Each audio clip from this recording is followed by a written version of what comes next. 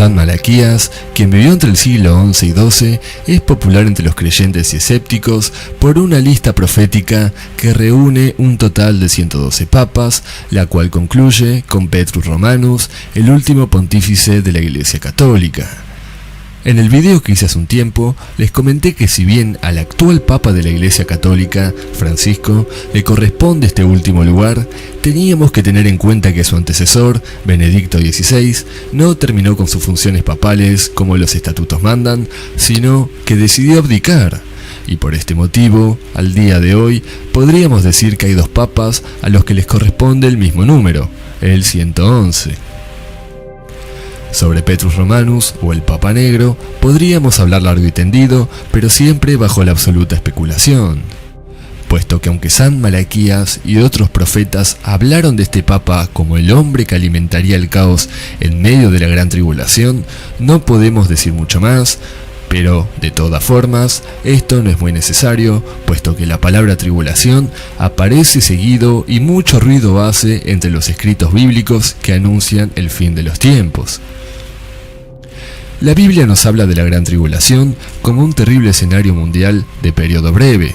Nos habla de la destrucción de Babilonia la Grande, lo cual es sin dudas una gran metáfora, y nos habla de la aparición del Anticristo.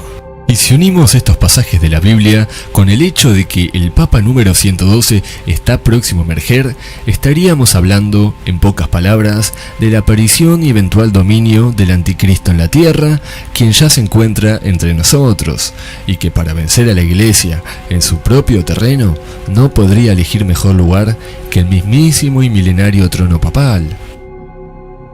Solo por recordar algunas palabras del actual pontífice, podemos mencionar aquella vez que dijo que Jesús tenía sangre pagana o que Dios no castigaría a los homosexuales, habiendo sido la Biblia la palabra irrefutable y más sagrada que existe dentro del catolicismo muy clara sobre estos asuntos.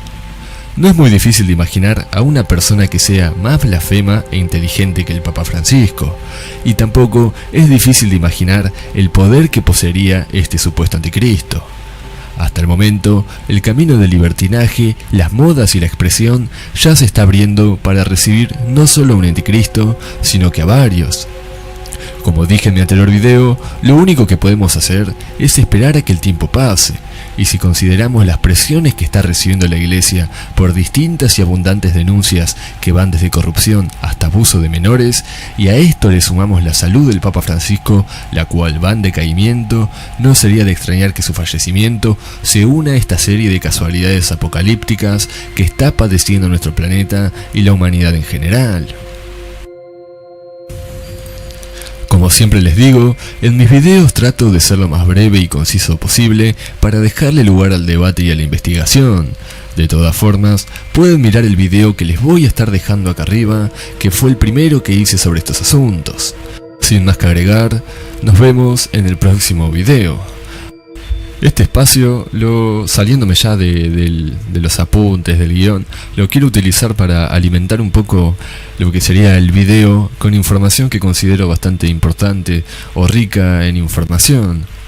A mí me parece bastante interesante hablar sobre San Malaquías y otros profetas, porque en algún punto todo digamos que se amalgama o se une con la historia original o lo que sería el centro de la historia, que en este caso vendría siendo la Biblia, porque recordemos que Malaquías de Armagh fue un arzobispo, además de un profeta conocido.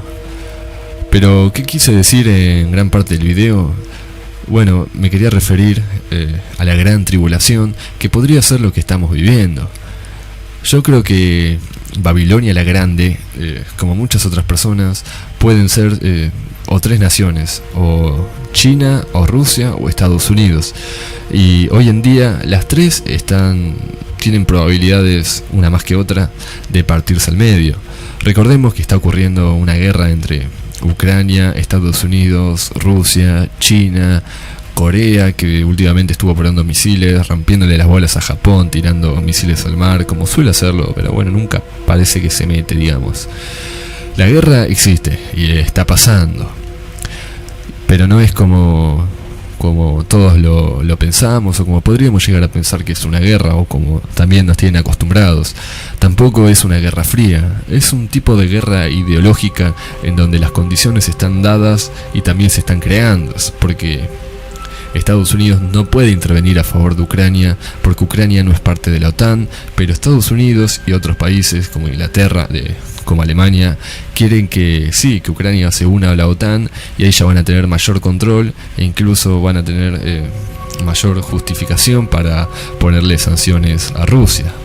Pero tampoco es el asunto principal, sino que es gran parte de este asunto.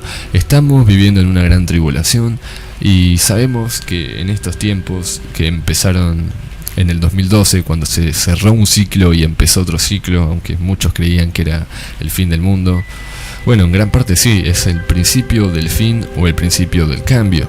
Eso es lo que significa la palabra apocalipsis, cambio rotundo o nueva era. Tiene más de un significado, pero todos van por el mismo lado. Ninguno prácticamente quiere decir el final. La confusión surge, no tiene nada que ver con la etimología de la palabra, sino que surge por el principio de la Biblia, que sería el Génesis, y el final, que sería el Apocalipsis. Como sabemos, en la Biblia y en los demás evangelios no se habla del final, porque para ellos, según la Biblia, según Dios, el final no existe. Uno nunca muere y la tierra siempre es el centro. La tierra es lo más importante que tenemos, y en eso estará de acuerdo más de uno.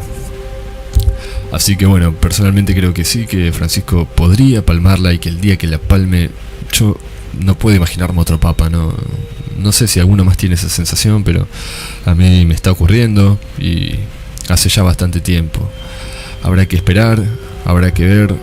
Y si llegaste hasta acá, bueno, lo lamento, te pido perdón porque no soy muy bueno hablando cansado, sin algún que otro apunte. Estoy mirando la pantalla cómo corre la línea de grabación y diciendo lo que pienso y lo que quería decir. También podría hablar un poco de la estructura general de la iglesia. Podríamos retornarnos al principio para entender un poco más la situación. Pero lo que siempre quiero remarcar es que, miren, ustedes pueden leer muchísimas cosas, profecías apócrifas, profecías reales, profecías que se cumplieron, y ningún tipo de profecía va a ser tan acertada como las profecías de Parravicini. Miren, Parravicini nos habló de los venusinos, y cuando nos acercamos más a Venus y nos dimos cuenta de que en ese planeta no podría existir vida para nada, nos dimos cuenta de, bueno, quizás no se confundió u otra cosa. Pero en todo momento se aclaró que era otro Venus. Incluso una mujer contactada, que también hice un video y se lo voy a estar dejando acá, habló de otro Venus, de personas que vendían de otro planeta que vendría a ser como una especie de Venus, o el mismo Venus en otro tiempo. Ahí serían eternautas más que astronautas, o antiguos astronautas. Pero bueno, con el tiempo, hace unos meses, nos dimos cuenta de que en la atmósfera, nos enteramos de que en la atmósfera de Venus se encontró fosfina, que es un elemento químico que se encuentra principalmente en los lugares en donde hay condiciones para la vida, o donde hay vidas o organismos en general. Así que bueno, habrá que seguir viendo y esperando y buscando en más lugares. Los mayores misterios que hoy en día se pueden encontrar están en la Antártida y en el espacio. Nos tenemos que ir a donde ya fuimos, porque siempre encontramos cosas. Sobre Venus, para volver a hablar un poco del asunto, nos encontramos con esta foto, que muchos dicen que es algo natural y otros dicen que es algo falso, pero que la misma NASA fue quien publicó la foto, así que queda en el criterio de cada uno entender esto. Acabo de mezclar bastantes asuntos, pero quiero volver de nuevo al principio, porque ya les hablé de la gran tribulación y del conflicto de intereses en general. Y si de conflictos de intereses en general quiero hablar, tenemos que retornar al principio. Cuando Jesús resucitó y partió, existió el primer conflicto de intereses, digamos, porque entre los apóstoles se peleaban para ver si repartir las enseñanzas o evangelizar a los judíos únicamente o a todo el mundo. Y obviamente ganó evangelizar al mundo entero, algo impensado por muchas personas que querían sostener la imagen de Jesús en ese momento como el rey de los judíos, cosa que todos sabemos que no fue así y que él en ningún momento se proclamó. En fin, hasta acá el final nuevamente del video. Nos vemos en el próximo segmento. Hasta luego.